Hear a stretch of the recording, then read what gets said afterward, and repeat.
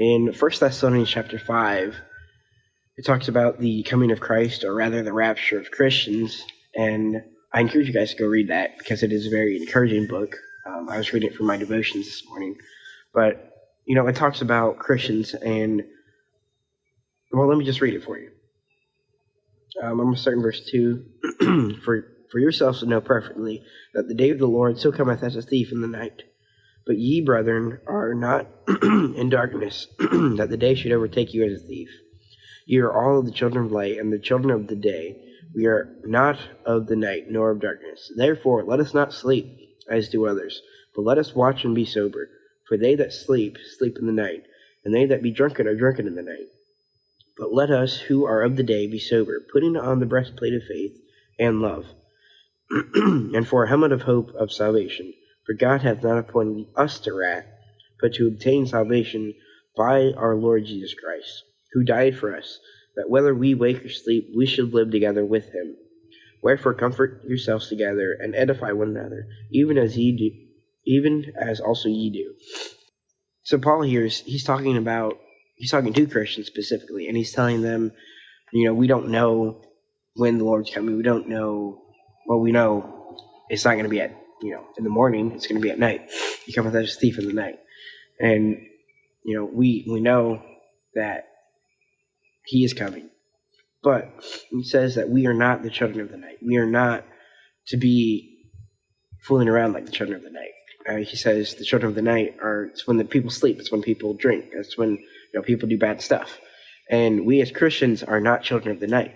We are children of the day. We're children of the light, rather. And Paul is telling the people at Thessalonica that we need to be acting like children of the light, and we need to be an example to those that are living the night life, if you want to call it. Children of the night, it's just talking about basically sinning and being carnal and living for your flesh. And Paul is telling the Thessalonians not to be that. We are to be Christians. We are to be examples to the world. We are to be separate from the nightclub, the night, crowd. But let us who are of the day be sober, putting on the breastplate of faith and love, and for an helmet the hope of salvation. We are to be sober. We are to be fighting the Christian life. We are to be acting as Christians, and that's something that we're not doing too good of a job at as Christians. We're not, calling out sin. We're not living as Christ would have us to as Christians. And we can do better, and we should do better.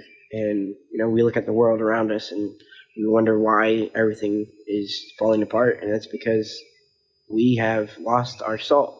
We have lost our punch and our zeal for God. And so I guess kind of like Paul, I want to encourage you guys to be Christians, be what God has called us to. And we're not going to be children of the night. And now I'm pretty sure that most of you that are listening aren't children of the night. And if you are, well, that's between you and God. But, I'm going to call you out. And that's what Christians should do, is call people out. And that's what they used to do. Why is it any different today? And so just encouragement for today that the Lord is coming, and we need to live for him, and we need to live in his strength. And we can't live the Christian life without him and without his grace and his mercy.